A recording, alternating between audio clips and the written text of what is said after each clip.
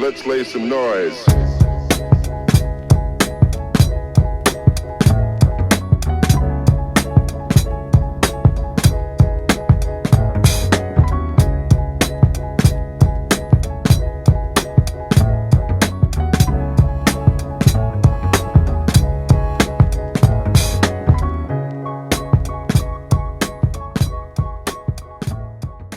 Hey guys, thank you for joining Vic&Amanda, Straight No Chaser, with my father, Padre. Cheers. Cheers.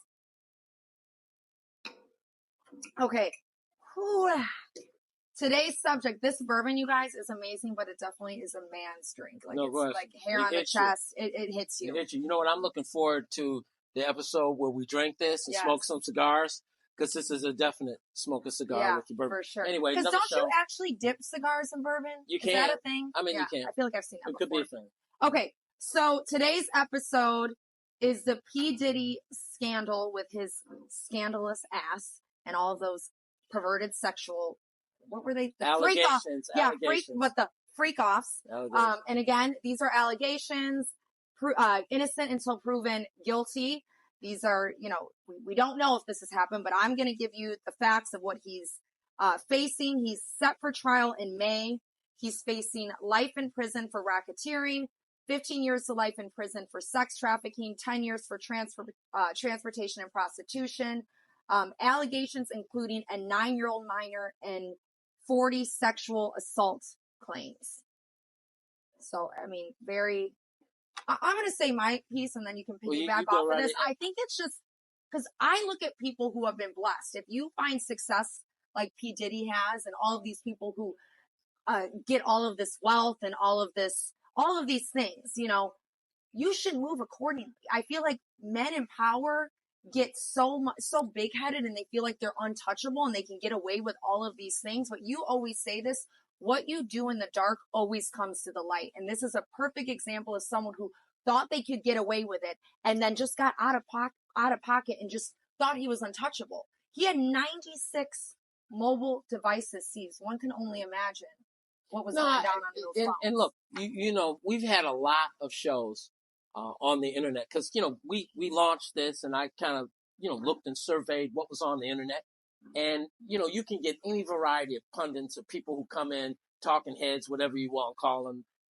We can put some curse words in there too. Always got something to say. Some of those are the same kind of people who were talking about me when I got in trouble. So look, I wasn't at the freak off. I wasn't invited to the freak off. So, I wasn't there. You would have been at the freak off. Well, I don't know. I mean, I might have went to one of them to see what was going on.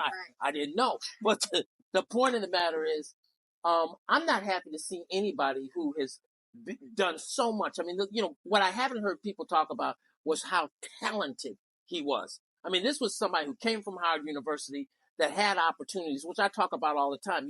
Eyesight's what you see in front of you. Vision is what you see down the road. Sean Combs, P. Diddy, whatever they call him now, this guy had eyesight, but he had vision. He went out and did the work. He did what other people simply don't do. He changed the culture of music in this country. He had white people, black people, Spanish people. He did tremendous things for music, for the industry, hip-hop, for the culture. He did all of that. Yeah. So I'm not a person sitting here happy to see him fall. I'm not happy to see him fall because in America, it's just like I wasn't happy to see Bill Cosby fall. I mean, yeah, he did something wrong and he needed to get into the trouble that he got. And God knows he was, poison, giving people drugs and all these things in the drinks. But he was an icon. And we don't have a lot of black icons. So I'm sorry that he made the decisions he made. But it's unfortunate. He did make the decisions. And here's something else to think about because I've had time to think about this. Right. Mike Tyson didn't have the kind of people around him to advise him, to tell him that, hey, you're getting a little too big for your britches. You're doing some things you shouldn't do. He had a lot of yes men around. Yeah.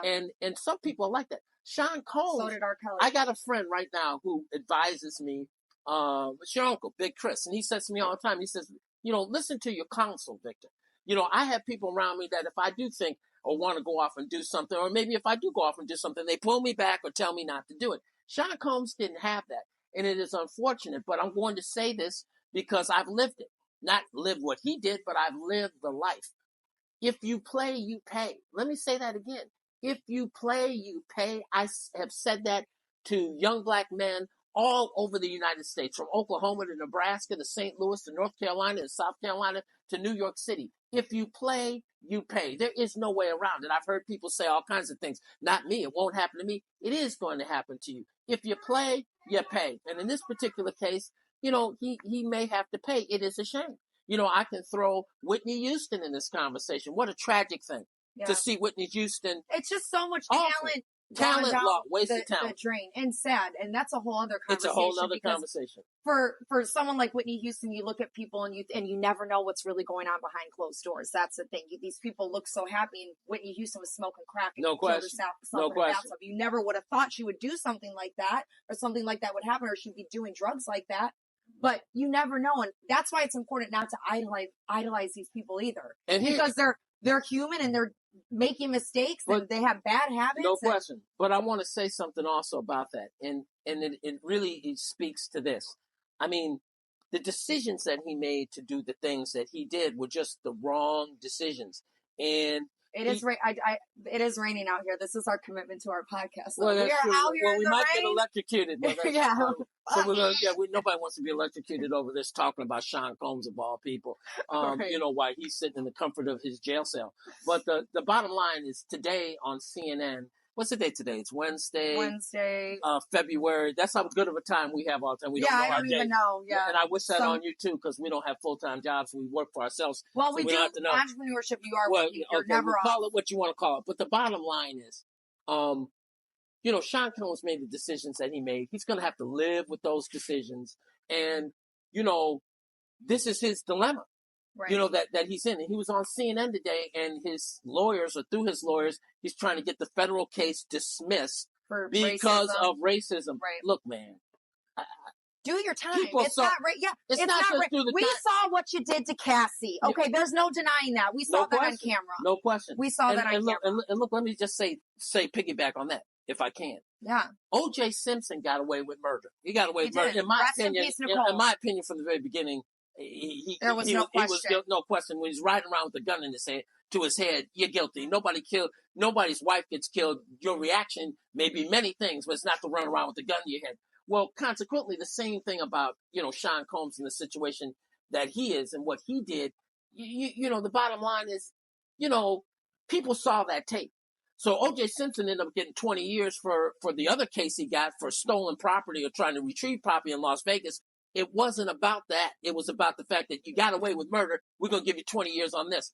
His biggest problem is he's got a video recording of him beating that girl and kicking that girl. And, you know, prosecutors and public opinion is against you because that was just the wrong thing to do. That was just, it was hard to watch.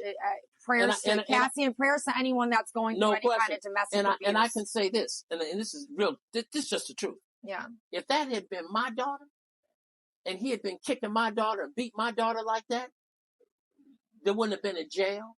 There wouldn't have been a place on earth that you could have hit. So that, you know, that's just me telling the truth about how I feel. But on top of it, very unfortunate for him, very unfortunate for all of his achievements. And more so, very unfortunate to the people that were subject to his abuse, minors. No question. And, you know, you got to, what is it, lay in the bed? What's the saying? Well, if you make your bed, you have to lay in. Yeah, and these were decisions. I'm not someone sitting here. He is very talented. I personally still listen to P. Diddy's music because it's just, the music is great. But I'm not going to sit here and feel sorry for him because what he did was, what he allegedly did is just despicable. No question.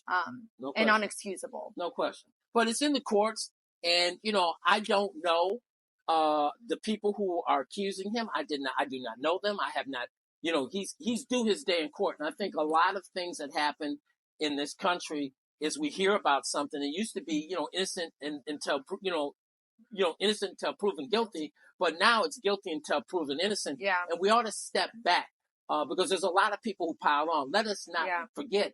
They tried to pull in Jay-Z in this conversation. Yeah, so Jane Doe dismissed her lawsuit a few days ago.